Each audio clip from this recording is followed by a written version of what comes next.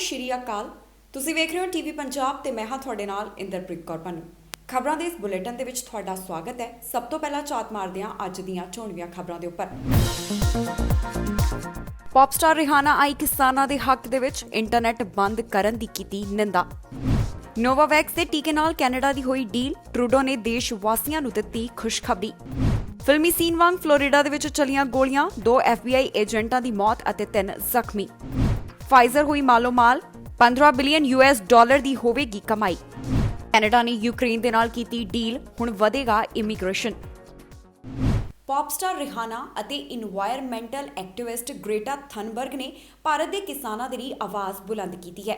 ਉਹਨਾਂ ਵੱਲੋਂ ਟਵਿੱਟਰ ਦੇ ਉੱਪਰ ਪੋਸਟ ਸਾਂਝੀ ਕੀਤੀ ਗਈ ਹੈ, ਜਿਸ ਦੇ ਵਿੱਚ ਉਹਨਾਂ ਖਬਰ ਦੀ ਸਾਂਝ ਪਾਈ ਜੋ ਦਿੱਲੀ ਤੋਂ ਆਈ ਹੈ ਕਿ ਉੱਥੇ ਇੰਟਰਨੈਟ ਸੇਵਾਵਾਂ ਬੰਦ ਕਰ ਦਿੱਤੀਆਂ ਗਈਆਂ। ਇਹਨਾਂ ਦੋਹਾਂ ਨੇ ਉਸ ਚੀਜ਼ ਦਾ ਜ਼ਿਕਰ ਕੀਤਾ ਹੈ ਕਿ ਇਸ ਦੇ ਬਾਰੇ ਦੇ ਵਿੱਚ ਗੱਲ ਕਿਉਂ ਨਹੀਂ ਕੀਤੀ ਜਾ ਰਹੀ। #farmerprotest। ਦੱਸਿਏ ਕਿ ਕਈ ਅਜਿਹੇ ਇੰਟਰਨੈਸ਼ਨਲ ਸਟਾਰਸ ਨੇ ਜੋ ਹੁਣ ਕਿਸਾਨਾਂ ਦੇ ਨਾਲ ਖੜੇ ਨਜ਼ਰ ਆ ਰਹੇ ਨੇ, ਜੋ ਕਿਸਾਨਾਂ ਦੇ ਪੱਖ ਦੀ ਗੱਲ ਕਰਦੇ ਹੋਏ ਨਜ਼ਰ ਆ ਰਹੇ ਨੇ ਤੇ ਭਾਰਤ ਦੀ ਸਰਕਾਰ ਨੂੰ ਸਵਾਲ ਕਰਦੇ ਹੋਏ ਵੀ ਦਿਖਾਈ ਦੇ ਰਹੇ ਹਨ। ਜਿੱਥੇ ਭਾਰਤ ਦੇ ਕਿਸਾਨਾਂ ਨੂੰ ਵੱਖ-ਵੱਖ ਦੇਸ਼ਾਂ ਤੋਂ ਸਮਰਥਨ ਮਿਲ ਰਿਹਾ ਹੈ, ਉਹਨਾਂ ਦੇ ਹੱਕ ਦੇ ਵਿੱਚ ਵਿਦੇਸ਼ਾਂ ਤੋਂ ਕਈ ਮੰਤਰੀ ਆਣ ਖੜੇ ਨੇ, ਉੱਥੇ ਹੀ ਅੱਜ ਪੌਪ ਸਟਾਰ ਰਿਹਾਨਾ ਵੱਲੋਂ ਵੀ ਆਪਣੀ ਸਪੋਰਟ ਕਿਸਾਨਾਂ ਦੇ ਨਾਲ ਦਿਖਾਈ ਗਈ ਹੈ। ਇੰਨਾ ਹੀ ਨਹੀਂ, ਇਨਵਾਇਰਮੈਂਟਲ ਐਕਟਿਵਿਸਟ ਗ੍ਰੇਟਾ ਥਨਬਰਗ ਵੱਲੋਂ ਵੀ ਇਸ ਦੇ ਉੱਪਰ ਆਪਣੇ ਵਿਚਾਰ ਰੱਖੇ ਗਏ ਹਨ। ਜੋ ਖਬਰ ਦਿੱਲੀ ਦੇ ਵਿੱਚ ਇੰਟਰਨੈਟ ਬੰਦ ਕਰਨ ਦੇ ਉੱਪਰ ਆਈ ਸੀ, ਰਿਹਾਨਾ ਨੇ ਇਸ ਦੇ ਉੱਪਰ ਲਿਖਿਆ ਕਿ ਅਸੀਂ ਇਸ ਦੇ ਬਾਰੇ ਗੱਲ ਕਿਉਂ ਨਹੀਂ ਕਰ ਰਹੇ। #farmersprotest। ਇਸ ਦੇ ਨਾਲ ਹੀ ਇਨਵਾਇਰਮੈਂਟਲ ਐਕਟਿਵਿਸਟ ਗ੍ਰੇਟਾ ਥਨਬਰਗ ਨੇ ਇਸ ਨੂੰ ਰੀਟਵੀਟ ਕੀਤਾ ਹੈ। ਰਿਹਾਨਾ ਤੇ ਗ੍ਰੇਟਾ ਥਨਬਰਗ ਵੱਲੋਂ ਭਾਰਤ ਦੇ ਕਿਸਾਨ ਜੋ ਦਿੱਲੀ ਵਿੱਚ ਬੈਠ ਕੇ ਆਪਣੇ ਹੱਕਾਂ ਦੀ ਲੜਾਈ ਲੜ ਰਹੇ ਹਨ, ਉਹਨਾਂ ਦਾ ਸਾਥ ਦਿੱਤਾ ਗਿਆ ਹੈ ਤੇ ਜੋ ਉੱਥੇ ਇੰਟਰਨੈਟ ਬੰਦ ਕੀਤਾ ਗਿਆ ਉਸ ਦੀ ਨਿੰਦਾ ਕੀਤੀ ਹੈ। ਉਹਨਾਂ ਇਸ ਦੇ ਉੱਪਰ ਟਿੱਪਣੀ ਕੀਤੀ, ਜਿਸ ਤੋਂ ਬਾਅਦ ਹਰ ਕੋਈ ਉਹਨਾਂ ਦੇ ਇਸ ਸਪੋਰਟ ਤੋਂ ਕਦਮ ਤੋਂ ਬਾਅਦ ਤਾਰੀਫ ਕਰਦਾ ਹੋਇਆ ਨਜ਼ਰ ਆ ਰਿਹਾ ਹੈ। ਦੱਸ ਦਈਏ ਕਿ ਕਿਸਾਨਾਂ ਦਾ ਅੰਦੋਲਨ ਚਾਹੇ ਭਾਰਤ ਦੀ ਧਰਤੀ ਤੋਂ ਸ਼ੁਰੂ ਹੋਇਆ, ਪਰ ਦੇਸ਼ਾਂ ਵਿਦੇਸ਼ਾਂ ਦੀ ਧਰਤੀ ਦੇ ਉੱਪਰ ਵੀ ਲਗਾਤਾਰ ਇਸ ਦੀ ਗੂੰਜ ਸੁਣਾਈ ਦਿੰਦੀ ਹੈ। ਕਿਸਾਨਾਂ ਦੇ ਹੱਕ ਦੇ ਵਿੱਚ ਪ੍ਰੋਟੈਸਟ ਕੀਤੇ ਜਾਂਦੇ ਨੇ, ਕਾਰ ਰੈਲੀਆਂ ਕੱਢੀਆਂ ਜਾਂਦੀਆਂ ਨੇ। ਹਾਲ ਹੀ ਦੇ ਵਿੱਚ ਕੈਨੇਡਾ ਦੇ ਬ੍ਰਿਟਿਸ਼ ਕੋਲੰਬੀਆ ਪਾਰਲੀਮੈਂਟ ਦੇ ਬਾਹਰ ਵੀ ਸ਼ਾਂਤਮਈ ਤਰੀਕੇ ਦੇ ਨਾਲ ਪ੍ਰਦਰਸ਼ਨ ਕੀਤਾ ਗਿਆ। ਇਹ ਪ੍ਰਦਰਸ਼ਨ ਖੇਤੀਬਾੜੀ ਦੇ ਨਾਲ ਸੰਬੰਧਿਤ 3 ਕਾਨੂੰਨਾਂ ਦੇ ਖਿਲਾਫ ਕੀਤਾ ਗਿਆ। ਹੁਣ ਸਿਰਫ ਪੰਜਾਬੀ ਜਾਂ ਫਿਰ ਪੰਜਾਬੀ ਭਾਈਚਾਰੇ ਦੇ ਨਾਲ ਜੁੜੇ ਹੋਏ ਲੋਕ ਹੀ ਨਹੀਂ, ਬਲਕਿ ਗੈਰ ਪੰਜਾਬੀ, ਪੌਪ ਸਟਾਰ ਅਤੇ ਹੋਰ ਵੱਡੀਆਂ ਸ਼ਖਸੀਅਤਾਂ ਵੀ ਕਿਸਾਨਾਂ ਦੇ ਬਾਰੇ ਵਿੱਚ ਆਪਣਾ ਸਾਥ ਦਿੰਦੀਆਂ ਨਜ਼ਰ ਆ ਰਹੀਆਂ ਹਨ। ਪ੍ਰਧਾਨ ਮੰਤਰੀ ਜਸਟਿਨ ਟਰੂਡੋ ਨੇ ਪ੍ਰੈਸ ਕਾਨਫਰੰਸ ਦੇ ਦੌਰਾਨ ਕੈਨੇਡਾ ਵਾਸੀਆਂ ਦੇ ਨਾਲ ਇੱਕ ਖੁਸ਼ਖਬਰੀ ਸਾਂਝੀ ਕੀਤੀ ਹੈ। ਉਹਨਾਂ ਵੱਲੋਂ ਨੋਵਾਵੈਕਸ ਦੇ ਨਾਲ ਡੀਲ ਸਾਂਝੀ ਕੀਤੀ ਗਈ ਹੈ, ਜਿਸ ਦੇ ਤਹਿਤ ਹੁਣ ਕੈਨੇਡਾ ਨੂੰ ਇੱਕ ਹੋਰ ਕੋਵਿਡ-19 ਦੀ ਵੈਕਸੀਨ ਮਿਲ ਜਾਵੇਗੀ। ਦੱਸ ਦਈਏ ਕਿ ਨੋਵਾਵੈਕਸ ਨੇ ਆਪਣਾ ਜੋ ਕੈਂਡੀਡੇਟਸ ਦਾ ਡਾਟਾ ਹੈ ਉਹ ਹੈਲਥ ਕੈਨੇਡਾ ਨੂੰ ਸੌਂਪਿਆ ਹੈ ਤਾਂ ਕਿ ਇਸ ਨੂੰ ਅਪਰੂਵ ਕੀਤਾ ਜਾ ਸਕੇ। ਪ੍ਰਧਾਨ ਮੰਤਰੀ ਜਸਟਿਨ ਟਰੂਡੋ ਨੇ ਕਰੋਨਾ ਵੈਕਸੀਨ ਨੋਵਾਵੈਕਸ ਦੇ ਨਾਲ ਡੀਲ ਬਾਰੇ ਜਾਣਕਾਰੀ ਸਾਂਝੀ ਕੀਤੀ ਕਿ ਕਿਵੇਂ ਉਹ ਕੈਨੇਡਾ ਦੇ ਵਿੱਚ ਵੈਕਸੀਨ ਤਿਆਰ ਕਰੇਗਾ, ਪਰ ਨਾਲ ਹੀ ਇਹ ਵੀ ਦੱਸਿਆ ਕਿ ਕੁਝ ਮਹੀਨਿਆਂ ਦੇ ਤੱਕ ਕੰਪਨੀ ਰੋਲ ਆਊਟ ਡੋਜ਼ਸ ਤਿਆਰ ਨਹੀਂ ਕਰ ਪਾਵੇਗੀ। ਫੈਡਰਲ ਸਰਕਾਰ ਨੇ ਨੋਵਾਵੈਕਸ ਦੇ ਨਾਲ ਮੈਮੋਰੈਂਡਮ ਆਫ ਅੰਡਰਸਟੈਂਡਿੰਗ ਸਾਈਨ ਕੀਤਾ। ਪ੍ਰਧਾਨ ਮੰਤਰੀ ਜਸਟਿਨ ਟਰੂਡੋ ਨੇ ਇਸ ਨੂੰ ਇੱਕ ਵੱਡਾ ਕਦਮ ਦੱਸਿਆ, ਜੋ ਕੈਨੇਡਾ ਵੱਲੋਂ ਖੁਦ ਦੀ ਵੈਕਸੀਨ ਤਿਆਰ ਕੀਤੀ ਜਾਵੇਗੀ। ਕੰਪਨੀ ਵੱਲੋਂ 2 ਮਹੀਨੇ ਦੇ ਵਿੱਚ 2 ਮਿਲੀਅਨ ਡੋਜ਼ਸ ਤਿਆਰ ਕੀਤੀਆਂ ਜਾਣਗੀਆਂ। ਡੋਮੈਸਟਿਕਲੀ 10 ਮਿਲੀਅਨ ਡੋਜ਼ਸ ਤਿਆਰ ਹੋਣਗੀਆਂ। ਪਿਛਲੇ ਹਫ਼ਤੇ ਨੋਵਾਵੈਕਸ ਨੇ ਆਪਣੇ ਵੈਕਸੀਨ ਕੈਂਡੀਡੇਟ ਹੈਲਥ ਕੈਨੇਡਾ ਨੂੰ ਅਪਰੂਵਲ ਵਾਸਤੇ ਜਮ੍ਹਾਂ ਕਰਵਾਏ। ਟਰੂਡੋ ਨੇ ਇਹ ਵੀ ਦੱਸਿਆ ਕਿ ਕੈਨੇਡਾ ਦੇ ਵਿੱਚ ਵੈਕਸੀਨ ਬਣਾਉਣ ਵਾਲੀ ਦੂਸਰੀ ਕੰਪਨੀ ਵੀ ਟਰੈਕ ਦੇ ਉੱਪਰ ਹੈ। ਇਸ ਮੌਕੇ ਤੇ ਉੱਪਰ ਪ੍ਰਧਾਨ ਮੰਤਰੀ ਨੇ ਹੋਰ ਕਿਹਨਾਂ ਗੱਲਾਂ ਦੀ ਸਾਂਝ ਪਾਈ, ਆਓ ਤੁਹਾਨੂੰ ਸੁਣਾਉਂਦੇ ਹਾਂ। Not only are days in quarantine repeating themselves, but we're also wondering just how long this winter is going to last. If you're tired and overwhelmed, that's understandable. The past 12 months have been really hard. Maybe your kids are doing school from the kitchen table, or your parents are in a senior's home, or your business has had to close temporarily, perhaps repeatedly. No one expects this pandemic to end overnight, but you're probably looking for signs that things will get just a little bit easier. Well, this weekend we passed an important milestone. It's now been 3 weeks with COVID-19 cases consistently falling across the country. This is because of the choices people have made to keep each other safe. It's because across the country, people are stepping up to do the right thing. Your actions are making a difference, but we can't let our guard down now. Doubling down is how we'll see even fewer people get sick and how we'll save lives. But remember, this is for now. This is not forever. We're very much on track to get everyone who wants a vaccine vaccinated by September. We won't rest until every Canadian who wants a vaccine has received one. Now, this is no small task, and we knew there would be some hurdles along the way with unpredictability and increased demand for production. That's why we created a smart, proactive plan on vaccines and vaccine rollout. It's why we secured as many options as possible with hundreds of millions of doses from companies around the world. And it's why we invested in vaccine development and manufacturing here at home. And on that front, I have good news to share. Two companies, Precision Nanosystems and Novavax, are now on track to manufacture vaccines right here in Canada. This is a major step forward to get vaccines made in Canada for Canadians. To begin with, we've signed a memorandum of understanding with Novavax to produce their COVID-19 vaccines at the new NRC Royal Mount facility in Montreal. Pending Health Canada approval, tens of millions of Novavax COVID-19 doses will be made right here at home. Pharmaceutical company Pfizer ਵੱਲੋਂ ਆਪਣੀ ਆਮਦਨੀ ਦੇ ਬਾਰੇ ਜਾਣਕਾਰੀ ਸਾਂਝੀ ਕੀਤੀ ਗਈ ਹੈ। ਉਹਨਾਂ ਦੱਸਿਆ ਕਿ ਉਹਨਾਂ ਨੂੰ 15 ਬਿਲੀਅਨ ਯੂਐਸ ਡਾਲਰ ਦੀ ਆਮਦਨੀ ਹੋਣ ਦੀ ਉਮੀਦ ਹੈ ਇਸ ਸਾਲ ਦੇ ਵਿੱਚ। ਇਹ ਵੱਧ ਵੀ ਸਕਦੀ ਹੈ ਜੇਕਰ ਬਾਕੀ ਜੋ ਦੇਸ਼ ਨੇ ਉਹਨਾਂ ਦੇ ਟੀਕੇ ਦੇ ਨਾਲ ਆਪਣੀ ਡੀਲ ਸਾਂਝੀ ਕਰਦੇ ਨੇ। ਦੱਸ ਦਈਏ ਕਿ ਕੈਨੇਡਾ ਨੂੰ ਪਿਛਲੇ ਹਫ਼ਤੇ ਇੱਕ ਵੀ ਜੋ ਫਾਈਜ਼ਰ ਕੰਪਨੀ ਦਾ ਟੀਕਾ ਉਹ ਨਹੀਂ ਮਿਲਿਆ ਕਿਉਂਕਿ ਉਹਨਾਂ ਦੀ ਜੋ ਸ਼ਿਪਮੈਂਟ ਹੈ ਉਸ ਦੇ ਵਿੱਚ ਡਿਲੇ ਆਇਆ। ਉਮੀਦ ਜਤਾਈ ਜਾ ਰਹੀ ਹੈ ਕਿ ਜਲਦ ਤੋਂ ਹੀ ਇਸ ਨੂੰ ਫਿਰ ਤੋਂ ਟਰੈਕ ਦੇ ਉੱਪਰ ਲੈ ਕੇ ਆਇਆ ਜਾਵੇਗਾ। ਫਾਈਜ਼ਰ ਨੂੰ ਕੋਰੋਨਾ ਵੈਕਸੀਨ ਤੋਂ 15 ਬਿਲੀਅਨ ਯੂਐਸ ਡਾਲਰ ਦੀ ਕਮਾਈ ਹੋਣ ਦੀ ਆਸ ਹੈ। ਫਾਈਜ਼ਰ ਇਨਕਾਰਪੋਰੇਸ਼ਨ ਨੇ ਕਿਹਾ ਹੈ ਕਿ ਉਹਨਾਂ ਨੂੰ ਉਮੀਦ ਹੈ ਕਿ ਇਸ ਸਾਲ ਉਹਨਾਂ ਨੂੰ 15 ਬਿਲੀਅਨ ਯੂਐਸ ਡਾਲਰ ਦੀ ਆਮਦਨ ਹੋਵੇਗੀ। ਇਸ ਕੰਪਨੀ ਨੇ ਜਰਮਨ ਪਾਰਟਨਰ ਬਾਇਓਟੈਕ ਦੇ ਨਾਲ ਮਿਲ ਕੇ ਟੀਕਾ ਤਿਆਰ ਕੀਤਾ। ਕੰਪਨੀ ਨੇ ਕਿਹਾ ਕਿ ਰਕਮ ਵੱਧ ਵੀ ਸਕਦੀ ਹੈ ਜੇਕਰ ਬਾਕੀ ਕੰਟਰੀਜ਼ ਜਾਨੀ ਕਿ ਦੇਸ਼ ਉਹਨਾਂ ਦੇ ਨਾਲ ਵੈਕਸੀਨ ਡੀਲ ਕਰਨਗੇ।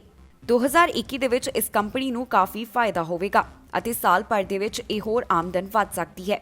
ਮੈਨੂਫੈਕਚਰ ਪ੍ਰੋਸੈਸ ਦੇ ਵਿੱਚ ਚੇਂਜਸ ਤੋਂ ਬਾਅਦ ਇਸ ਟੀਕੇ ਦੀ ਸਪਲਾਈ ਪ੍ਰਭਾਵਿਤ ਹੋਈ ਹੈ ਪਰ ਹੁਣ ਜਲਦ ਹੀ ਉਹ ਟਰੈਕ ਦੇ ਉੱਪਰ ਆ ਜਾਵੇਗੀ। ਕੰਪਨੀ ਨੇ ਹੀ ਇਹ ਜਾਣਕਾਰੀ ਦਿੱਤੀ ਹੈ। ਉਹਨਾਂ ਦੱਸਿਆ ਕਿ ਗਲੋਬਲੀ 65 ਬਿਲੀਅਨ ਡੋਜ਼ਸ ਭੇਜੀਆਂ ਗਈਆਂ ਜਿਨ੍ਹਾਂ ਦੇ ਵਿੱਚੋਂ 29 ਮਿਲੀਅਨ ਡੋਜ਼ਸ ਯੂਐਸ ਜਾਣੀ ਕਿ ਅਮਰੀਕਾ ਨੂੰ ਮਿਲੀਆਂ। ਮਈ ਦੇ ਆਖਿਰ ਤੱਕ ਯੂਐਸ ਨੂੰ 200 ਮਿਲੀਅਨ ਡੋਜ਼ਸ ਪਹੁੰਚਣ ਦੀ ਉਮੀਦ ਹੈ। ਜਨਵਰੀ ਤੋਂ ਫਰਵਰੀ ਦੇ ਵਿਚਕਾਰ ਕੈਨੇਡਾ ਦੀ ਫਾਈਜ਼ਰ ਦੀ ਸਪਲਾਈ 50% ਘੱਟ ਹੋਈ ਹੈ। ਪਿਛਲੇ ਹਫ਼ਤੇ ਕੈਨੇਡਾ ਨੂੰ ਕੋਈ ਵੀ ਫਾਈਜ਼ਰ ਵੈਕਸੀਨ ਨਹੀਂ ਮਿਲੀ। ਕੈਨੇਡਾ ਵੈਕਸੀਨ ਰੋਲ-ਆਊਟ ਦੇ ਇੰਚਾਰਜ ਮੇਜਰ ਜਨਰਲ ਡੈਨੀ ਫੋਰਟਿਨ ਨੇ ਜਾਣਕਾਰੀ ਦਿੱਤੀ ਹੈ ਕਿ ਕੈਨੇਡਾ ਨੂੰ ਉਮੀਦ ਹੈ ਕਿ ਫਰਵਰੀ ਮਹੀਨੇ ਦੇ ਪਹਿਲੇ 2 ਹਫ਼ਤਿਆਂ ਦੇ ਵਿੱਚ ਕੈਨੇਡਾ ਨੂੰ 1,49,000 ਡੋਜ਼ਸ ਇਸ ਵੈਕਸੀਨ ਦੀਆਂ ਮਿਲਣਗੀਆਂ। ਬ੍ਰਿਟੇਨ ਦੇ ਕਰੋਨਾ ਵਾਇਰਸ ਦੇ ਰੂਪ ਤੋਂ ਬਾਅਦ ਹੁਣ ਓਨਟਾਰੀਓ ਦੇ ਵਿੱਚ ਸਾਊਥ ਅਫਰੀਕਾ ਦੇ ਕੋਵਿਡ ਵੇਰੀਐਂਟ ਦੇ ਨਾਲ ਜੁੜੇ ਹੋਏ ਮਾਮਲੇ ਦੀ ਪੁਸ਼ਟੀ ਵੀ ਹੋਈ ਹੈ। ਇਸ ਵਿਅਕਤੀ ਦੀ ਕੋਈ ਵੀ ਟਰੈਵਲ ਹਿਸਟਰੀ ਨਹੀਂ ਹੈ, ਨਾ ਹੀ ਇਹ ਵਿਅਕਤੀ ਅਜਿਹੇ ਕਿਸੇ ਹੋਰ ਦੂਸਰੇ ਵਿਅਕਤੀ ਦੇ ਸੰਪਰਕ ਦੇ ਵਿੱਚ ਆਇਆ ਜਿਸ ਦੀ ਕੋਈ ਟਰੈਵਲ ਹਿਸਟਰੀ ਹੋਵੇ।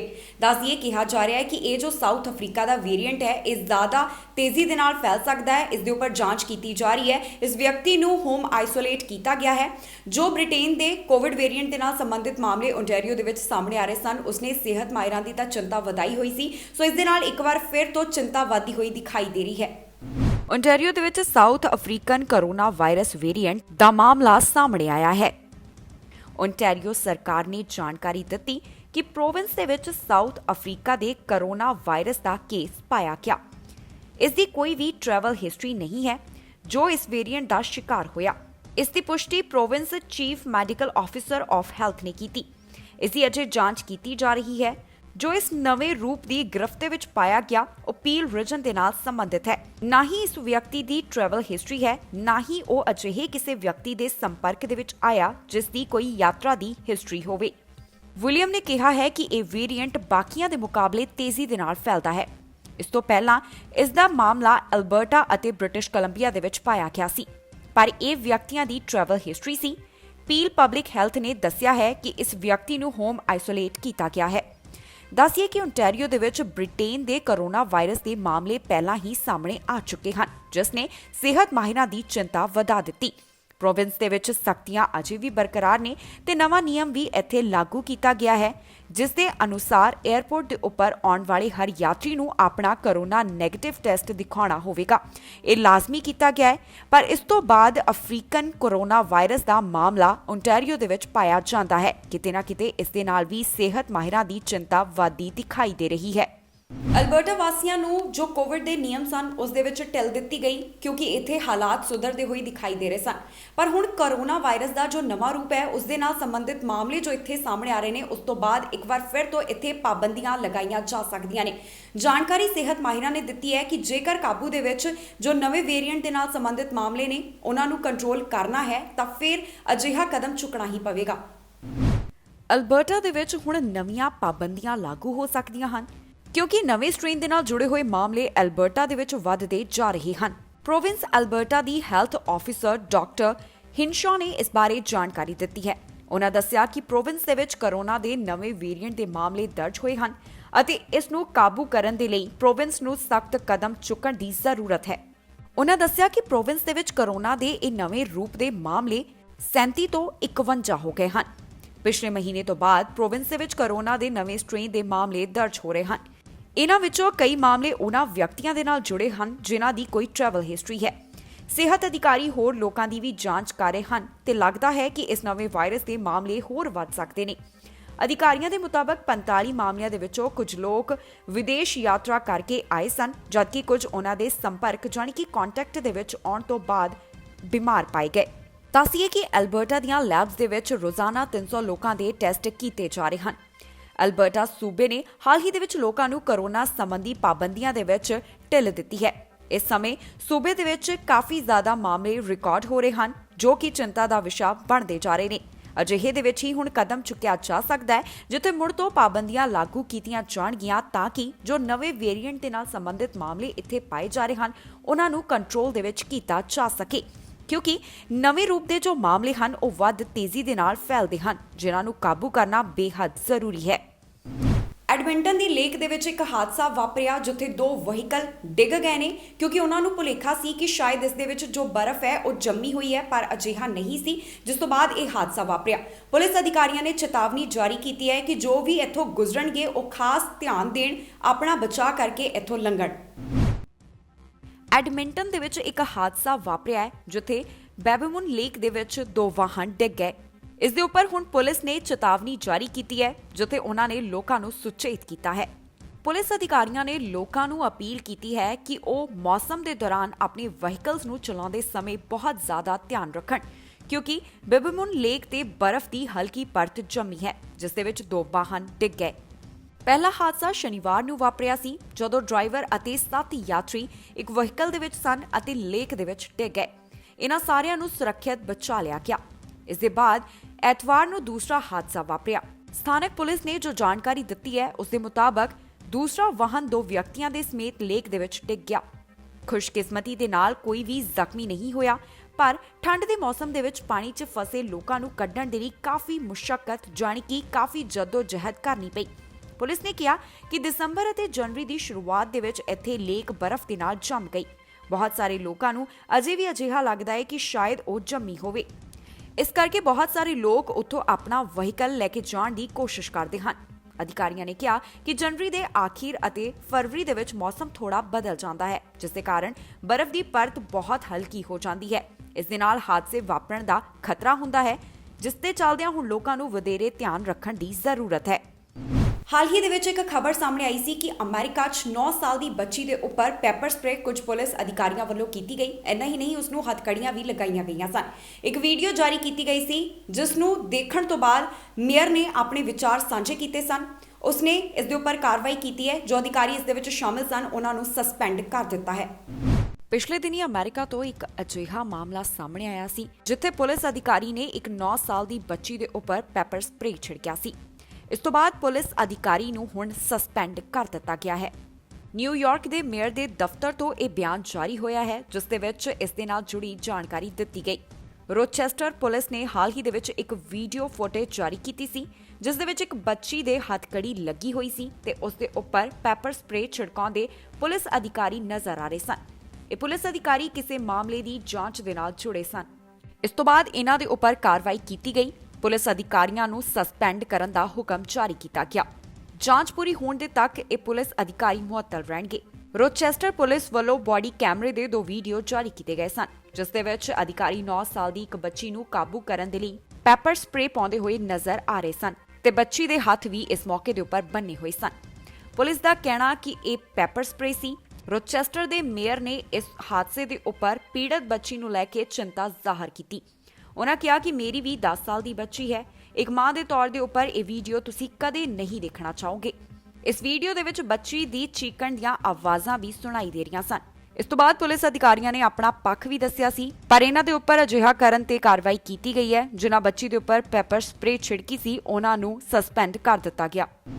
ਅਮਰੀਕਾ ਦੇ ਨਵੇਂ ਰਾਸ਼ਟਰਪਤੀ ਬਣਦੇ ਸਾਰ ਹੀ ਜੋ ਬਾਈਡਨ ਨੇ ਪਹਿਲਾਂ ਪ੍ਰਾਈਮ ਮਿਨਿਸਟਰ ਜਸਟਿਨ ਟਰੂਡੋ ਦੇ ਨਾਲ ਗੱਲ ਕੀਤੀ। ਉਸ ਤੋਂ ਬਾਅਦ ਹੁਣ ਕਮਲਾ ਹੈਰਿਸ ਨੇ ਅਹੁਦਾ ਸੰਭਾਲਣ ਤੋਂ ਬਾਅਦ ਪ੍ਰਧਾਨ ਮੰਤਰੀ ਜਸਟਿਨ ਟਰੂਡੋ ਦੇ ਨਾਲ ਫੋਨ ਦੇ ਉੱਪਰ ਗੱਲਬਾਤ ਕੀਤੀ ਹੈ, ਜਿੱਥੇ ਉਹਨਾਂ ਨੇ ਕੈਨੇਡਾ ਨੂੰ ਅਮਰੀਕਾ ਦਾ ਇੱਕ ਮਹੱਤਵਪੂਰਨ ਸਾਥੀ ਦੱਸਿਆ ਹੈ। ਦੱਸ ਦਈਏ ਕਿ ਕਮਲਾ ਹੈਰਿਸ ਨੇ ਪ੍ਰਧਾਨ ਮੰਤਰੀ ਜਸਟਿਨ ਟਰੂਡੋ ਅਜਿਹੇ ਪਹਿਲੇ ਨੇਤਾ ਹਨ ਜਿਨ੍ਹਾਂ ਦੇ ਨਾਲ ਅਹੁਦਾ ਸੰਭਾਲਣ ਤੋਂ ਬਾਅਦ ਫੋਨ ਦੇ ਉੱਪਰ ਗੱਲਬਾਤ ਕੀਤੀ ਹੋਵੇ। ਅਮਰੀਕਾ ਦੇ ਨਵੇਂ ਰਾਸ਼ਟਰਪਤੀ ਜੋ ਬਾਈਡਨ ਤੋਂ ਬਾਅਦ ਹੁਣ ਉਪ ਰਾਸ਼ਟਰਪਤੀ ਕਮਲਾ ਹੈਰਿਸ ਨੇ ਵੀ ਕੈਨੇਡੀਅਨ ਪ੍ਰਧਾਨ ਮੰਤਰੀ ਜਸਟਿਨ ਟਰੂਡੋ ਦੇ ਨਾਲ ਗੱਲ ਕੀਤੀ ਹੈ।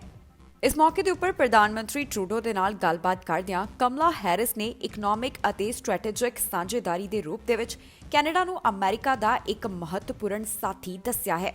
ਦੱਸਿਏ ਕਿ ਕਮਲਾ ਹੈਰਿਸ ਨੇ ਉਪ ਰਾਸ਼ਟਰਪਤੀ ਬਣਨ ਤੋਂ ਬਾਅਦ ਪਹਿਲੀ ਵਾਰ ਕਿਸੇ ਦੂਸਰੇ ਦੇਸ਼ ਦੇ ਨੇਤਾ ਦੇ ਨਾਲ ਫੋਨ ਦੇ ਉੱਪਰ ਗੱਲਬਾਤ ਕੀਤੀ। ਵਾਈਟ ਹਾਊਸ ਨੇ ਗੱਲਬਾਤ ਦਾ ਬਿਊਰਾ ਦਿੰਦੇ ਹੋਏ ਕਿਹਾ ਕਿ ਉਪ ਰਾਸ਼ਟਰਪਤੀ ਨੇ ਕੈਨੇਡਾ ਨੂੰ ਅਮਰੀਕਾ ਦਾ ਇੱਕ ਮਹੱਤਵਪੂਰਨ ਇਕਨੋਮਿਕ ਅਤੇ ਸਟ੍ਰੈਟੇਜਿਕ ਸਾਂਝੇਦਾਰ ਦੱਸਿਆ ਹੈ। ਉਨ੍ਹਾਂ ਕੋਰੋਨਾ ਦੇ ਨਾਲ ਨਜਿੱਠਣ ਦੇ ਲਈ ਕੈਨੇਡਾ ਦੇ ਨਾਲ ਕੰਮ ਕਰਨ ਦੀ ਇੱਛਾ ਵੀ ਸਾਂਝੀ ਕੀਤੀ ਹੈ। ਇੰਨਾ ਹੀ ਨਹੀਂ, ਹੈਰਿਸ ਨੇ ਚੀਨ ਵੱਲੋਂ ਗਲਤ ਤਰੀਕੇ ਦੇ ਨਾਲ ਹਿਰਾਸਤ ਦੇ ਵਿੱਚ ਲਏ ਕੈਨੇਡਾ ਦੇ 2 ਨਾਗਰਿਕਾਂ ਦੇ ਮੁੱਦੇ ਤੇ ਵੀ ਕੈਨੇਡਾ ਦੇ ਨਾਲ ਗੱਲ ਸਾਂਝੀ ਕੀਤੀ ਅਤੇ ਸਪਸ਼ਟ ਕੀਤਾ ਕਿ ਅਮਰੀਕਾ ਉਨ੍ਹਾਂ ਦੀ ਰਿਹਾਈ ਦੇ ਲਈ ਹਰ ਕੋਸ਼ਿਸ਼ ਕਰੇਗਾ। ਗੱਲਬਾਤ ਦੇ ਦੌਰਾਨ ਅਮਰੀਕੀ ਰਾਸ਼ਟਰਪਤੀ ਅਤੇ ਕੈਨੇਡਾ ਦੇ ਪ੍ਰਧਾਨ ਮੰਤਰੀ ਸੰਪਰਕ ਦੇ ਵਿੱਚ ਰਹਿਣ ਅਤੇ 2-ਪੱਖੀ ਸੰਬੰਧਾਂ ਦੇ ਵਿਸਤਾਰ ਦੇ ਲਈ ਸਾਰੇ ਤਰ੍ਹਾਂ ਦੇ ਕਦਮ ਦੇ ਉੱਪਰ ਸਹਿਮਤ ਹੋਏ ਹਨ। ਦੱਸਦੀਏ ਕਿ ਇਸ ਤੋਂ ਪਹਿਲਾਂ ਜੋ ਬਾਈਡਨ ਵੀ ਪ੍ਰਧਾਨ ਮੰਤਰੀ ਜਸਟਿਨ ਟਰੂਡੋ ਦੇ ਨਾਲ ਫੋਨ ਦੇ ਉੱਪਰ ਗੱਲਬਾਤ ਕਰ ਚੁੱਕੇ ਹਨ। ਜੋ ਬਾਈਡਨ ਨੇ ਵੀ ਰਾਸ਼ਟਰਪਤੀ ਬਣਦੇ ਸਾਰ ਪਹਿਲੀ ਵਾਰ ਕਿਸੇ ਦੂਸਰੇ ਦੇਸ਼ ਦੇ ਨੇਤਾ ਦੇ ਨਾਲ ਜਦੋਂ ਗੱਲਬਾਤ ਕੀਤੀ ਤਾਂ ਉਹਨਾਂ ਨੇ ਪ੍ਰਧਾਨ ਮੰਤਰੀ ਜਸਟਿਨ ਟਰੂਡੋ ਦੇ ਨਾਲ ਹੀ ਫੋਨ ਤੇ ਗੱਲਬਾਤ ਕੀਤੀ ਸੀ। ਇਮੀਗ੍ਰੇਸ਼ਨ ਨੂੰ ਹੋਰ ਵਧਾਉਣ ਦੇ ਵਾਸਤੇ ਕੈਨੇਡਾ ਵੱਲੋਂ ਯੂਕਰੇਨ ਦੇ ਨਾਲ ਇੱਕ ਡੀਲ ਕੀਤੀ ਗਈ ਹੈ। ਇਸ ਡੀਲ ਦੇ ਨਾਲ ਕਾਫੀ ਜ਼ਿਆਦਾ ਫਾਇਦਾ ਹੋਣ ਵਾਲਾ ਹੈ। ਇਮੀਗ੍ਰੇਸ਼ਨ ਮੰਤਰੀ ਵੱਲੋਂ ਯੂਕਰੇਨ ਦੇ ਨਾਲ ਆਪਣੇ ਸੰਬੰਧਾਂ ਦਾ ਜ਼ਿਕਰ ਵੀ ਕੀਤਾ ਗਿਆ, ਜਿਸ ਮੌਕੇ ਇਹਨਾਂ ਨੇ ਇਸ ਸਭ ਦਾ ਜਾਂ ਫਿਰ ਕਹਿ ਲਈਏ ਕਿ ਇਸ ਨਵੇਂ ਪ੍ਰੋਗਰਾਮ ਦਾ ਐਲਾਨ ਕੀਤਾ ਹੈ। ਕੀ ਹੈ ਇਹ ਡੀਲ ਤੇ ਇਸ ਦੇ ਨਾਲ ਕਿਸ ਨੂੰ ਹੋਵੇਗਾ ਫਾਇਦਾ, ਜਾਣੋ ਇਸ ਖਬਰ ਤੋਂ। ਕੈਨੇਡਾ ਵੱਲੋਂ ਇਮੀਗ੍ਰੇਸ਼ਨ ਵਧਾਉਣ ਦੇ ਲਈ ਯੂਕਰੇਨ ਦੇ ਨਾਲ ਡੀਲ ਕੀਤੀ ਗਈ ਹੈ। ਕੈਨੇਡਾ ਦੇ ਇਮੀਗ੍ਰੇਸ਼ਨ ਮੰਤਰੀ ਮਾਰਕੋ ਮੈਡੀਸੀਨੋ ਨੇ ਇਸ ਬਾਰੇ ਜਾਣਕਾਰੀ ਸਾਂਝੀ ਕੀਤੀ ਹੈ ਕਿ ਕੈਨੇਡਾ ਅਤੇ ਯੂਕਰੇਨ ਨੇ ਨਵੇਂ ਮੋਬਿਲਿਟੀ ਵਰਕਿੰਗ ਗਰੁੱਪ ਨੂੰ ਐਸਟੈਬਲਿਸ਼ ਕੀਤਾ ਹੈ। ਇਹ ਉਹਨਾਂ ਵਾਸਤੇ ਫਾਇਦੇਮੰਦ ਸਾਬਿਤ ਹੋਵੇਗਾ ਜੋ ਯੂਕਰੇਨ ਨੈਸ਼ਨਲਸ ਕੈਨੇਡਾ ਆਉਣ ਦੇ ਚਾਹਵਾਨ ਹਨ। Immigration refugees and citizenship Canada ensure ਕਰੇਗਾ ਕਿ ਕੈਨੇਡਾ ਦੀ ਵੀਜ਼ਾ ਫਰੇਮਵਰਕ ਅਤੇ ਮਾਈਗ੍ਰੇਸ਼ਨ ਨਿਯਮ ਕਾਇਮ ਰਹਿਣ। ਇਹ ਕੋਵਿਡ-19 ਰਿਸਟ੍ਰਿਕਸ਼ਨਸ ਖਤਮ ਹੋਣ ਤੋਂ ਬਾਅਦ ਲਾਗੂ ਹੋਵੇਗਾ। ਇਸ ਦੇ ਨਾਲ ਕੈਨੇਡਾ ਆਪਣਾ economic class immigration program Ukraine nationals ਤੱਕ ਪ੍ਰਮੋਟ ਕਰੇਗਾ। ਕੈਨੇਡਾ ਅਤੇ ਯੂਕਰੇਨ ਦੀ 29ਵੀਂ ਡਿਪਲੋਮੈਟਿਕ ਐਨੀਵਰਸਰੀ ਮਨਾਈ ਗਈ। 1992 ਤੋਂ ਹੀ ਦੋਹਾਂ ਦੇਸ਼ਾਂ ਦੇ ਵਿੱਚ ਡੂੰਘਾ ਸੰਬੰਧ ਹੈ। ਇਸ ਡੀਲ ਦੇ ਨਾਲ ਲੇਬਰ ਮਾਰਕੀਟ ਅਸੈਸ ਸੁਧਰੇਗਾ ਉਹਨਾਂ ਵਾਸਤੇ ਜਿਨ੍ਹਾਂ ਦੀ ਉਮਰ 18 ਤੋਂ 35 ਸਾਲ ਹੈ, ਜਿਸ ਦੇ ਨਾਲ ਉਹ 12 ਮਹੀਨੇ ਅਬਰੋਡ ਵਿੱਚ ਕੰਮ ਕਰ ਸਕਣਗੇ। ਇਹ ਮੌਕਾ ਉਹਨਾਂ ਨੂੰ ਦੁਬਾਰਾ ਵੀ ਦਿੱਤਾ ਜਾ ਸਕਦਾ ਹੈ, ਜਾਣੀ ਕਿ ਉਹ 24 ਮਹੀਨੇ ਵੀ ਅਜਿਹਾ ਕਰ ਸਕਣਗੇ। ਦੱਸੀਏ ਕਿ ਕੈਨੇਡਾ ਦਾ ਇਸ ਤਰ੍ਹਾਂ ਦਾ ਸਮਝੌਤਾ ਬਾਕੀ ਦੇਸ਼ਾਂ ਦੇ ਨਾਲ ਵੀ ਹੈ ਤੇ ਹੁਣ ਯੂਕਰੇਨ ਦੇ ਨਾਲ ਆਪਣੇ ਹੋਰ ਸੰਬੰਧਾਂ ਨੂੰ ਮਜ਼ਬੂਤ ਕੀਤਾ ਗਿਆ ਹੈ ਕੈਨੇਡਾ ਵੱਲੋਂ, ਜਿੱਥੇ ਇੱਕ ਨਵੇਂ ਪ੍ਰੋਗਰਾਮ ਦੀ ਸ਼ੁਰੂਆਤ ਦੋਹਾਂ ਵੱਲੋਂ ਕੀਤੀ ਗਈ ਹੈ, ਜਿਸ ਦੇ ਨਾਲ ਇਮੀਗ੍ਰੇਸ਼ਨ ਸੁਧਰਨ ਦੀ ਉਮੀਦ ਜਤਾਈ ਗਈ ਹੈ। ਮਾਮਲਾ ਫਲੋਰੀਡਾ ਤੋਂ ਸਾਹਮਣੇ ਆਇਆ, ਜਿੱਥੇ ਫਿਲਮੀ ਸੀਨ ਦੇ ਵਾਂਗ ਗੋਲੀਆਂ ਚੱਲੀਆਂ ਹਨ। ਘਟਨਾ ਦੇ ਵਿੱਚ 2 FBI ਦੇ ਏਜੰਟ ਮਾਰੇ ਗਏ ਨੇ ਤੇ ਨਾਲ ਹੀ 3 ਜ਼ਖਮੀ ਹੋਏ ਨੇ। ਇਸ ਦੀ ਵੀ ਖਬਰ ਸਾਂਝੀ ਕੀਤੀ ਗਈ ਹੈ। ਆਸ-ਪਾਸ ਰਹਿਣ ਵਾਲੇ ਇੱਕ ਵਿਅਕਤੀ ਨੇ ਇਸ ਘਟਨਾ ਨੂੰ ਆਪਣੇ ਸ਼ਬਦਾਂ ਦੇ ਵਿੱਚ ਵੀ ਬਿਆਨ ਕੀਤਾ ਹੈ। ਮਾਮਲਾ ਫਲੋਰੀਡਾ ਤੋਂ ਸਾਹਮਣੇ ਆਇਆ, ਜਿੱਥੇ 2 FBI ਏਜੰਟ ਮਾਰੇ ਗਏ ਅਤੇ 3 ਜ਼ਖਮੀ ਹੋਏ ਹਨ। ਇਹ ਪੁਸ਼ਟੀ ਅਧਿਕਾਰੀਆਂ ਵੱਲੋਂ ਕੀਤੀ ਗਈ ਹੈ। ਦਰਅਸਲ ਦੱਖਣੀ ਫਲੋਰੀਡਾ ਦੇ ਵਿੱਚ ਬੱਚਿਆਂ ਵਿਰੁੱਧ ਹਿੰਸਕ ਅਪਰਾਧਾਂ ਦੇ ਮਾਮਲੇ ਦੇ ਵਿੱਚ ਸਰਚ ਕੀਤੀ ਜਾ ਰਹੀ ਸੀ, ਜਿਸ ਦੇ ਵਿੱਚ 2 ਏਜੰਟ ਮਾਰੇ ਗਏ ਅਤੇ 3 ਜ਼ਖਮੀ ਹੋਏ ਹਨ। ਨਾਲ ਹੀ ਸਸਪੈਕਟ ਜਾਣੀ ਕਿ ਸ਼ੱਕੀ ਵੀ ਮਾਰੇ ਜਾਣ ਦੀ ਖਬਰ ਹੈ ਅਤੇ ਇਹ ਜਾਣਕਾਰੀ ਵੀ ਖੁਦ FBI ਨੇ ਦਿੱਤੀ ਹੈ। ਪਹਿਲਾਂ ਲਾਅ ਇਨਫੋਰਸਮੈਂਟ ਆਫੀਸ਼ੀਅਲ ਨੇ ਇਹੀ ਜਾਣਕਾਰੀ ਦਿੱਤੀ ਸੀ ਕਿ ਵਾਰੰਟ ਦੇ ਦੌਰਾਨ ਏਜੰਟਸ ਮਾਰੇ ਗਏ। ਤਦ ਜ਼ਖਮੀਆਂ ਦੇ ਬਾਰੇ ਕੋਈ ਅਪਡੇਟ ਨਹੀਂ ਸੀ। ਜਸਟਿਸ ਡਿਪਾਰਟਮੈਂਟ ਦੇ ਸਪੋਕਸਪਰਸਨ ਨੇ ਕਿਹਾ ਹੈ ਕਿ ਐਕਟਿੰਗ ਅਟਾਰਨੀ ਜਨਰਲ ਇਸ ਘਟਨਾ ਨੂੰ ਮੋਨੀਟਰ ਕਰ ਰਹੇ ਹਨ। ਜਿਲਿਸ ਨੇ ਦੱਸਿਆ ਕਿ ਜਦੋਂ ਉਸਨੇ ਗਨ ਫਾਇਰ ਦੀ ਆਵਾਜ਼ ਸੁਣੀ ਤਾਂ ਉਸਨੂੰ ਲੱਗਿਆ ਕਿ ਉਹ ਕਾਰ ਬੈਕ ਫਾਇਰਿੰਗ ਦੀ ਆਵਾਜ਼ ਹੈ, ਪਰ ਉਸ ਤੋਂ 2 ਮਿੰਟ ਬਾਅਦ ਉਸਨੇ ਹੋਰ ਫਾਇਰਿੰਗ ਸ਼ਾਟਸ ਦੀ ਆਵਾਜ਼ ਸੁਣੀ। ਫਿਰ ਉਸਨੇ ਬਾਹਰ ਜਾ ਕੇ ਦੇਖਿਆ ਤਾਂ ਉੱਥੇ ਪੁਲਿਸ ਦੀਆਂ ਗੱਡੀਆਂ ਅਤੇ ਐਂਬੂਲੈਂਸ ਸਨ। ਫਿਰ ਉਸਨੇ ਦੇਖਿਆ ਕਿ ਆਫੀਸਰਸ ਜ਼ਮੀਨ ਉੱਪਰ ਲੰਮੇ ਪੈ ਕੇ ਕੁਝ ਕਰ ਰਹੇ ਸਨ। ਇਹ ਇੱਕ ਫਿਲਮੀ ਸੀਨ ਵਾਂਗ ਲੱਗ ਰਿਹਾ ਸੀ ਜੋ ਬਾਅਦ ਦੇ ਵਿੱਚ ਐਂਬੂਲੈਂਸ ਦੇ ਵਿੱਚ ਪਾਏ ਗਏ। ਇਸ ਤੋਂ ਬਾਅਦ ਸਵੈਟ ਟੀਮ ਇੱਥੇ ਆਈ ਜੋ ਬਿਲਡਿੰਗ ਦੇ ਆਸ-ਪਾਸ ਗਈ, ਪਰ ਜੂਲੀ ਇਸ ਅਪਾਰਟਮੈਂਟ ਨੂੰ ਨਹੀਂ ਦੇਖ ਸਕਿਆ ਆਪਣੇ ਘਰ ਤੋਂ ਜਿੱਥੇ ਸ਼ੂਟਿੰਗ ਹੋਈ। ਸਨਰਾਈਜ਼ ਪੁਲਿਸ ਡਿਪਾਰਟਮੈਂਟ ਨੇ ਮਾਮਲੇ ਨੂੰ ਟਵੀਟ ਕੀਤਾ ਹੈ, ਜਾਣੀ ਕਿ ਇਸ ਘਟਨਾ ਦੀ ਅਪਡੇਟ ਟਵਿੱਟਰ ਦੇ ਉੱਪਰ ਸਾਂਝੀ ਕੀਤੀ ਹੈ। ਸ਼ੂਟਿੰਗ ਵਾਟਰ ਟੈਰੇਂਸ ਦੇ ਵਿੱਚ ਹੋਈ। ਸਨਰਾਈਜ਼ ਪੁਲਿਸ ਨੇ ਆਸ-ਪਾਸ ਰਹਿਣ ਵਾਲਿਆਂ ਨੂੰ ਅਪੀਲ ਕੀਤੀ ਹੈ ਕਿ ਉਹ ਸ਼ਾਂਤੀ ਬਣਾਈ ਰੱਖਣ ਅਤੇ ਆਪਣੇ ਘਰਾਂ ਦੇ ਅੰਦਰ ਹੀ ਰਹਿਣ। ਇਸ ਖਬਰ ਦੇ ਵਿੱਚ ਜਾਣਕਾਰੀ ਤੁਹਾਡੇ ਨਾਲ ਸਾਂਝੀ ਕਰਾਂਗੇ ਕਿ ਕੈਨੇਡਾ ਦੇ ਕਿਸ ਹਿੱਸੇ ਤੋਂ ਕਿੰਨੇ ਕੋਰੋਨਾ ਵਾਇਰਸ ਦੇ ਮਾਮਲੇ ਸਾਹਮਣੇ ਆਏ ਹਨ। ਨਾਲ ਹੀ ਦੱਸਾਂਗੇ ਕਿ ਇਸ ਸਮੇਂ ਕੈਨੇਡਾ ਦੇ ਵਿੱਚ ਕੋਵਿਡ-19 ਦੀ ਕੀ ਮੌਜੂਦਾ ਸਥਿਤੀ ਹੈ, ਕੀ ਹਾਲਾਤ ਨੇ ਇੱਥੇ ਕੋਰੋਨਾ ਵਾਇਰਸ ਦੇ। ਓਨਟਾਰੀਓ ਤੋਂ 24 ਘੰਟੇ ਦੌਰਾਨ 745 ਮਾਮਲੇ ਸਾਹਮਣੇ ਆਏ। ਇਸ ਦੇ ਨਾਲ ਪ੍ਰੋਵਿੰਸ ਦੇ ਵਿੱਚ ਕੁੱਲ ਮਾਮਲਿਆਂ ਦੀ ਗਿਣਤੀ 2,70,925 ਹੋ ਗਈ ਹੈ। ਦੱਸਿए कि ਟੋਰਾਂਟੋ ਪਬਲਿਕ ਹੈਲਥ ਨੇ ਆਪਣਾ ਸਾਰਾ ਡੇਟਾ ਪ੍ਰੋਵਿੰਸ਼ੀਅਲ ਡਾਟਾ ਸਿਸਟਮ ਜੋ ਕਿ CCM ਹੈ ਉਸ ਦੇ ਵਿੱਚ ਟ੍ਰਾਂਸਫਰ ਕੀਤਾ, ਜਿਸ ਤੋਂ ਬਾਅਦ ਰੋਜ਼ਾਨਾ ਮਾਮਲਿਆਂ ਦੀ ਗਿਣਤੀ ਦੇ ਵਿੱਚ ਬਦਲਾਅ ਦੇਖਣ ਨੂੰ ਮਿਲ ਰਿਹਾ ਹੈ। ਸੋਮਵਾਰ ਨੂੰ ਇੱਥੇ 1,969 ਮਾਮਲੇ ਸਾਹਮਣੇ ਆਏ ਸਨ। ਐਤਵਾਰ ਨੂੰ 1,848 ਮਾਮਲੇ ਅਤੇ ਸ਼ਨੀਵਾਰ ਨੂੰ 2,063 ਮਾਮਲਿਆਂ ਦੀ ਪੁਸ਼ਟੀ ਹੋਈ ਸੀ। 334 ਮਾਮਲੇ ਪੀਲ ਰੀਜਨ ਤੋਂ, ਯਾਰਕ ਰੀਜਨ ਤੋਂ 124 ਮਾਮਲੇ ਇਨਫੈਕਸ਼ਨ ਦੇ ਨਾਲ ਸੰਬੰਧਿਤ ਪਾਏ ਗਏ ਹਨ। ਪ੍ਰੋਵਿੰਸ ਦੇ ਵਿੱਚ UK ਵੇਰੀਐਂਟ ਦੇ 109 ਮਾਮਲਿਆਂ ਦੀ ਵੀ ਪੁਸ਼ਟੀ ਹੋਈ ਹੈ। ਓਨਟਾਰੀਓ ਦੇ ਵਿੱਚ ਹੁਣ ਤੱਕ 2,45,236 ਮਾਮਲੇ ਅਜਿਹੇ ਹਨ ਜੋ ਕਿ ਰਿਕਵਰਡ ਹੋ ਗਏ। ਐਕਟਿਵ ਮਾਮਲਿਆਂ ਦੀ ਗਿਣਤੀ 17,451 ਹੈ। ਹਸਪਤਾਲ ਦੇ ਵਿੱਚ ਮਰੀਜ਼ਾਂ ਦੀ ਗਿਣਤੀ 1,192 ਹੈ, ਜਿਨ੍ਹਾਂ ਵਿੱਚੋਂ 341 ਇੰਟੈਂਸਿਵ ਕੇਅਰ ਅਧੀਨ ਹਨ ਅਤੇ 253 ਵੈਂਟੀਲੇਟਰ ਦੇ ਉੱਪਰ ਨੇ। ਕਿਊਬੈਕ ਨੇ ਪੁਸ਼ਟੀ ਕੀਤੀ ਹੈ ਕਿ ਮਾਰਚ ਮਹੀਨੇ ਦੀ ਸਕੂਲ ਬ੍ਰੇਕ ਬਰਕਰਾਰ ਰਹੇਗੀ, ਜਾਣੀ ਕਿ ਇਸ ਨੂੰ ਜਾਰੀ ਰੱਖਿਆ ਜਾਵੇਗਾ। ਕਿਊਬੈਕ ਤੋਂ 1,053 ਮਾਮਲੇ ਸਾਹਮਣੇ ਆਏ ਅਤੇ 38 ਲੋਕਾਂ ਦੀ ਇਸ ਵਾਇਰਸ ਦੇ ਕਾਰਨ ਇੱਥੇ ਜਾਨ ਵੀ ਗਈ ਹੈ। ਮੈਨੀਟੋਬਾ ਤੋਂ ਅੱਜ 83 ਮਾਮਲੇ ਦਰਜ ਕੀਤੇ ਗਏ ਹਨ, ਜਿਸ ਤੋਂ ਬਾਅਦ ਪ੍ਰੋਵਿੰਸ ਦੇ ਵਿੱਚ ਹੁਣ ਤੱਕ 29,733 ਮਾਮਲੇ ਸਾਹਮਣੇ ਆ ਚੁੱਕੇ ਹਨ। ਕੈਨੇਡਾ ਦੇ ਵਿੱਚ ਹੁਣ ਤੱਕ ਕੁੱਲ 7,86,000 ਦੇ ਕਰੀਬ ਮਾਮਲੇ ਕੋਰੋਨਾ ਵਾਇਰਸ ਦੇ ਨਾਲ ਜੁੜੇ ਹੋਏ ਸਾਹਮਣੇ ਆ ਚੁੱਕੇ ਨੇ। 20,186 ਦੇ ਕਰੀਬ ਜਾਨਾਂ ਜਾ ਚੁੱਕੀਆਂ ਹਨ। ਰਿਕਵਰਡ ਕੇਸ ਇੱਥੇ 7,16,000 ਦੇ ਕਰੀਬ ਹਨ। ਇਸ ਦੇ ਨਾਲ ਹੀ ਜਾਂਦੇ ਇੱਕ ਵਾਰ ਫਿਰ ਤੋਂ ਝਾਤ ਮਾਰਦੇ ਹਾਂ ਅੱਜ ਦੀਆਂ ਚੋਣਵੀਆਂ ਖਬਰਾਂ ਦੇ ਉੱਪਰ। ਪੌਪ ਸਟਾਰ ਰਿਹਾਨਾ ਆਈ ਕਿਸਾਨਾਂ ਦੇ ਹੱਕ ਦੇ ਵਿੱਚ ਇੰਟਰਨੈਟ ਬੰਦ ਕਰਨ ਦੀ ਕੀਤੀ ਨਿੰਦਾ। ਨੋਵਾਵੈਕਸ ਦੇ ਟੀਕੇ ਨਾਲ ਕੈਨੇਡਾ ਦੀ ਹੋਈ ਡੀਲ, ਟਰੂਡੋ ਨੇ ਦੇਸ਼ ਵਾਸੀਆਂ ਨੂੰ ਦਿੱਤੀ ਖੁਸ਼ਖਬਰੀ। ਫਿਲਮੀ ਸੀਨ ਵਾਂਗ ਫਲੋਰੀਡਾ ਦੇ ਵਿੱਚ ਚੱਲੀਆਂ ਗੋਲੀਆਂ, 2 FBI ਏਜੰਟਾਂ ਦੀ ਮੌਤ ਅਤੇ 3 ਜ਼ਖਮੀ। ਫਾਈਜ਼ਰ ਹੋਈ ਮਾਲੋ ਮਾਲ, $15 ਬਿਲੀਅਨ ਦੀ ਹੋਵੇਗੀ ਕਮਾਈ। ਕੈਨੇਡਾ ਨੇ ਯੂਕਰੇਨ ਦੇ ਨਾਲ ਕੀਤੀ ਡੀਲ, ਹੁਣ ਵਧੇਗਾ ਇਮੀਗ੍ਰੇਸ਼ਨ। ਖਬਰਾਂ ਦੇ ਇਸ ਬੁਲੇਟਿਨ ਦੇ ਵਿੱਚ ਇੰਨਾ ਹੀ। ਨਵੀਆਂ ਤੇ ਤਾਜ਼ੀਆਂ ਖਬਰਾਂ ਲੈ ਕੇ ਫਿਰ ਤੋਂ ਹਾਜ਼ਰ ਹੋਵਾਂਗੇ। ਫਿਲਹਾਲ ਮੈਨੂੰ ਇੰਦਰਪ੍ਰੀਤ ਕੌਰ ਪੰਨੂ ਨੂੰ ਦਿਓ ਇਜਾਜ਼ਤ ਤੇ ਤੁਸੀਂ ਵੇਖਦੇ ਰਹੋ TV ਪੰਜਾਬ।